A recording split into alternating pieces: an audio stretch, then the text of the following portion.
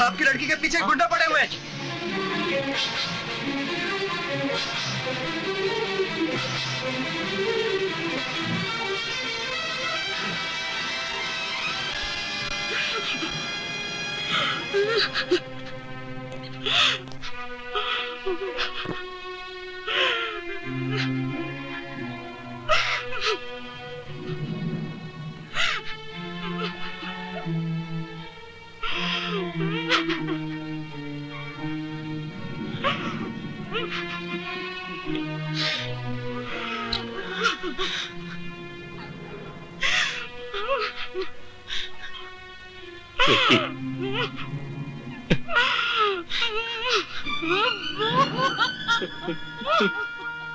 घबराओ नहीं रघु, हमने तुम्हारी रिपोर्ट लिख ली है और तुम्हारी बेटी का बयान भी ले लिया है।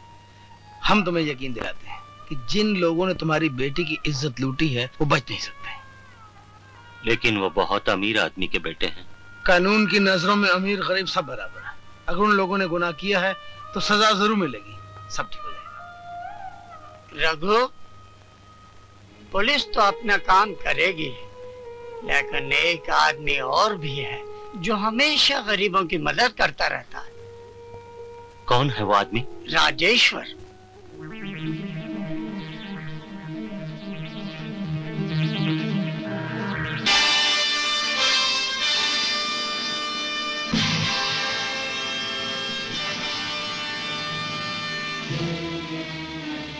रघु, उठो रघु। आज के बाद तुम किसी के सामने सर नहीं झुकाओगे, किसी के सामने हाथ नहीं जोड़ोगे, क्योंकि जब भी गरीब ने सर झुकाया अमीर ने उसको ठोकर मार दी। जब भी उसने हाथ जोड़े इन दौलत वालों ने उसके हाथ काट दिए।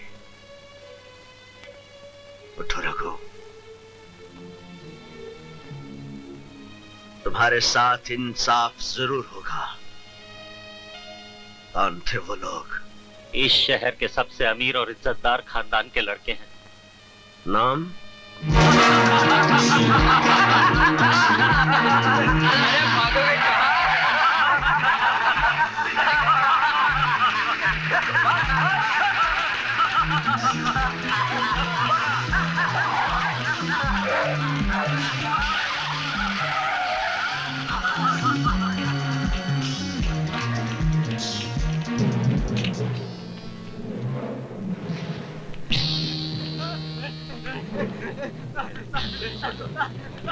माफ कर दो, अभी छोड़ दो।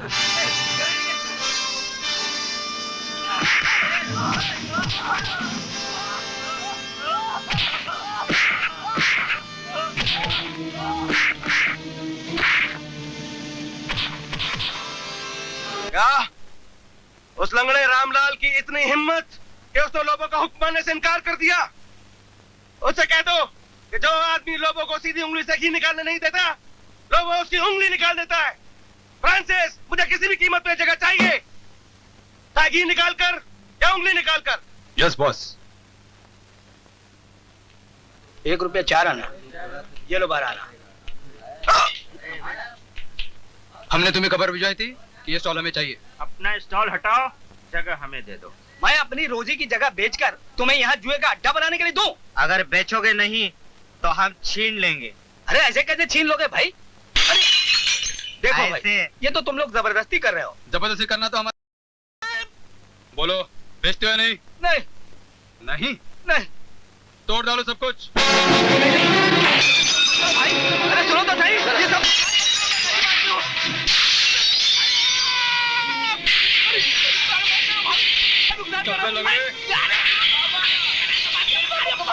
भगवान के लिए मेरे पापा को छोड़ दो।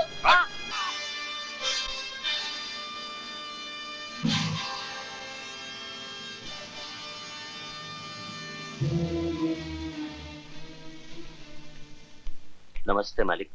कहाँ है वो लोग अंदर उस। बाबा, बाबा, तुम घबराओ मत बाबा, तुम घबराओ मत बाबा, तुम्हें कुछ नहीं होगा बाबा। बाबा, तुम्हें कुछ नहीं होगा, डॉक्टर अभी आते होंगे। मालिक, इस बेचारे की एक टांग पहले से ही नहीं थी, दूसरी इन जालिमों ने तोड़ डाली। ये जुल्म कब तक होता रहेगा मालिक? तुम्हें कुछ नहीं होगा बाबा। My God. Nurse, yes doctor. इनको जल्दी ऑपरेशन थिएटर लेके जाओ, इनकी टांग काटनी पड़ेगी। जी। नहीं, मेरे पापा की टांग मत काटिए डॉक्टर साहब, मेरे पापा की बेटे, टांग मत हम काटिए। मजबूर हैं। इनकी टांग नहीं काटी गई तो जहर सारे शरीर में फैल जाएगा। डॉक्टर साहब जी? रामलाल की टांग नहीं काटी जाएगी, ना ही उसके जिस्म में जहर फैलेगा। फौरन डॉक्टर गुप्ता को बुलाया जाए। डॉक्टर गुप्ता?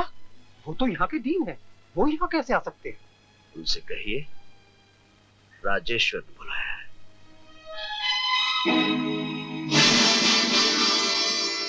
करीम, मालिक, कौन थे वो लोग? लोगों के आदमी थे।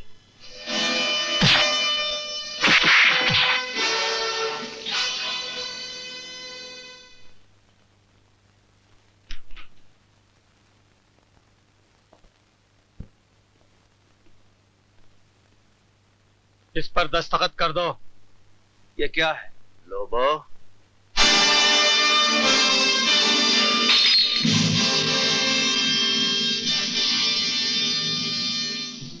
ये राजेश्वर की अदालत और कानून का इंसाफनामा है।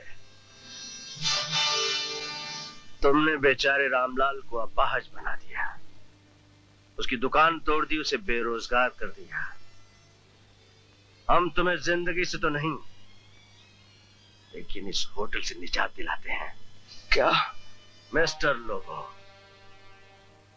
आज से ये होटल रामलाल का है। मगर मैं सुना है सीधी उंगली से घी नहीं निकलता, तो तुम लोगों की उंगली तोड़ देते हो और हम लोगों के हाथ तोड़ देते हैं। दस्तखत कर दो।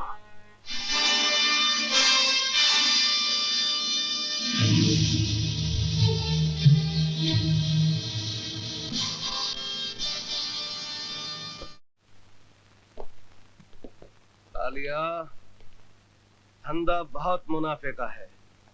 राजेश्वर का लाखों का माल हाथ लगेगा। माल कहाँ उतरेगा? ये राजेश्वर का एक आदमी जानता है। कहाँ है वो?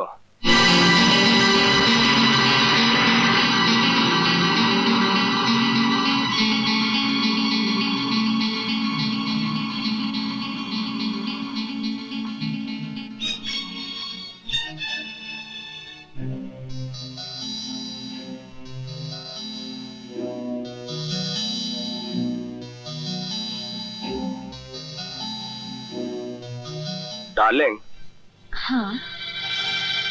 तुम गाड़ी में बैठो, मैं जरा बिजनेस की बात करके आता हूँ।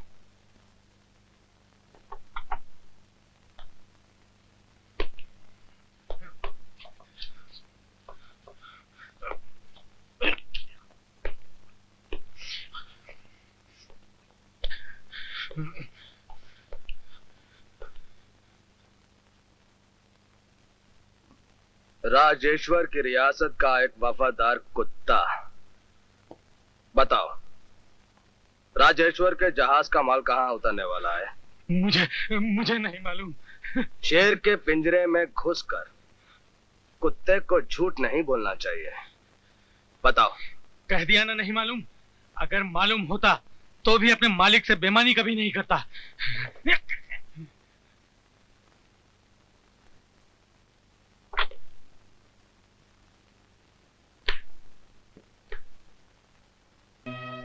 चल एंथनी, जल्दी यहाँ माल रख। ओ शंकर के बच्चे, जल्दी लाओ ऊपर माल। चल एंथनी, बाहर जा तू। अरे इतना माल भरना, जल्दी करो। बाहर जा।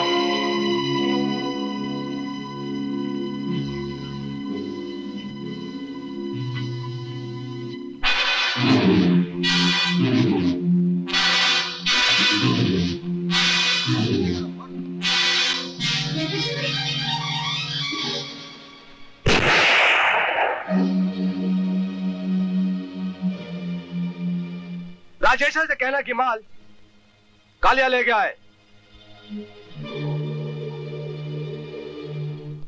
रामलाल की दुकान खुलवा दी मालिक? हाँ, रामलाल की दुकान तो खुल गई है करीम मियां, लेकिन इस दुनिया में रामलाल जैसे कितने अपाहज और गरीब लोग हैं जिन पर कहीं ना कहीं कोई ना कोई जुल्म हो रहा होगा। हम कब तक अकेले जुल्म के खिलाफ लड़ते रहेंगे? किस किस को उसका हक दिलाते रहेंगे? मालिक, ये सुबह शाम गरीबों की दुआएं ही तो हैं जो आपको हर मुसीबत से बचाए रखती हैं। गरीबों की दुआओं से तो आज तक हम जिंदा हैं, वरना ये जहर हम इतना पी चुके हैं। अगर दवाओं के भरोसे रहते तो हम कब के इस दुनिया से जा चुके होते। अल्लाह ना करे, ऐसा ना कहिए। मालिक, एक बात कहूं? कहो करीम मियां। वो कालिया कुछ हद से बढ़ता जा रहा है। इस बार उसने हमारे 5 ट्रक माल समेत गायब कर दिए। तुम क्यों घबरा रहे हो? दांत का डॉक्टर अगर दांत लगाना जानता है तो वो दांत निकालना भी जानता है। तुम जाओ, मेरे कपड़े तैयार करो। जी। आप कहीं बाहर जा रहे हैं? हाँ, बाहर जा रहा हूं। मुन्नी बाई के कोठे पर? जानते हो तो पूछने की क्या जरूरत है? मालिक, आप कब तक ये किराए के बाजारी फूल सूंघते रहेंगे? क्यों नहीं किसी शरीफ खानदान की लड़की से शादी करके? करीम मियां, खुदा के लिए ऐसी बात मत करो। न घर बार की, न किसी शरीफ घराने की, और ना ही शादी की। तुम अच्छी तरह जानते हो अपनी हसरतों से हम लड़ नहीं सकते। दुनिया वालों से हम लड़कर जिंदगी गुजार रहे हैं। शाम शराब की बोतल में गरक हो जाती हैं, रात होते ही किसी तौफ के पहलू में गिर जाते हैं, और इसी अंदाज में किसी दिन जिंदगी की चौखट से लड़ खड़ा कर मौत के आगोश में चले जाएंगे। ये सब बातें मत करो। ये पुरानी यादें दिल के बारूद में चिंगारी की तरह लगती हैं। जाओ करीम मियां, जाओ। जी मालिक। खबर है कि 5 साल बाद श्री एस.एम. दयाल भारत लौटे हैं।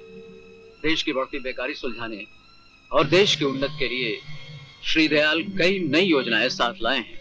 हवाई अड्डे पर संवाददाताओं से बातचीत के दौरान श्री दयाल ने अपनी योजनाओं की एक हल्की रूपरेखा बताई। ऐसा अनुमान किया जाता है कि वे बहुत जल्द अपनी योजनाओं को पूरा करने में जुट जाएंगे।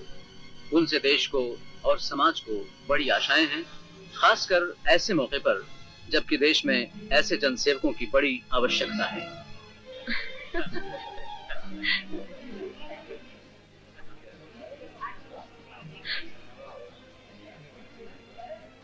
ये क्या बदतमीजी है?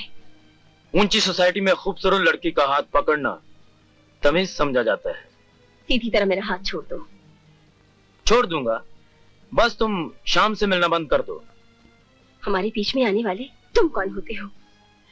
मैं तुम्हारी आने वाली जिंदगी का सब कुछ हूँ, और शाम मेरी जिंदगी का वो कांटा है जिसकी जहरीली नोक मेरे प्यार को जख्मी कर देना चाहती है।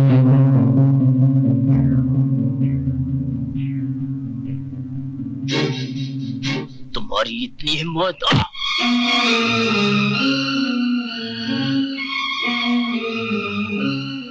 आइंदा कभी तुम्हारा हाथ गीता की तरफ बढ़ा तो ये हाथ काट के रख दूंगा। चले गए यहां से।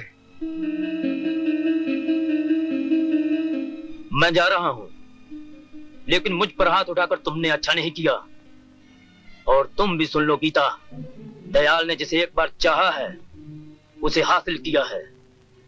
अगर तुम मेरी ना हो सकी तो मां कसम और किसी की भी ना हो सकोगी। हरामजादे, हट जाओ गीता।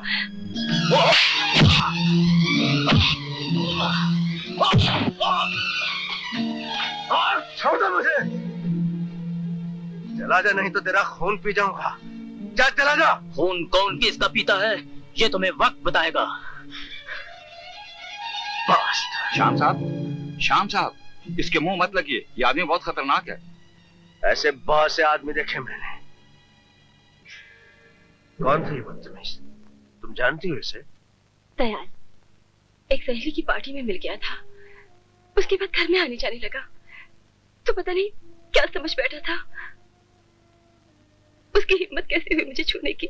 एक पगली, देखो आज के बाद तुमको छूना तो एक तरफ, कोई तुम्हारी तरफ आंख उठा के भी नहीं देख सकता। जानती हो क्यों? कल हम शादी कर रहे हैं। सच? हाँ सच।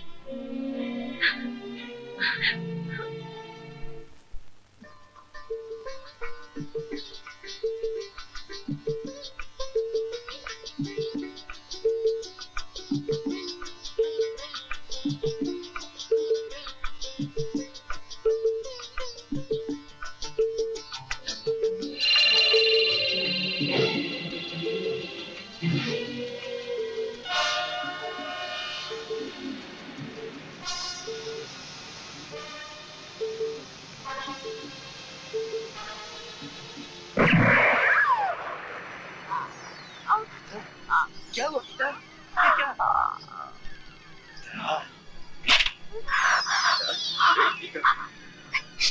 गीता!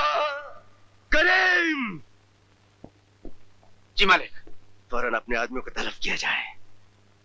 हमारी जिंदगी का वो अहम दिन जिसका हमें मुद्दत से इंतजार था आ गया है। हम इसे नहीं छोड़ेंगे, हम इसे नहीं छोड़ेंगे।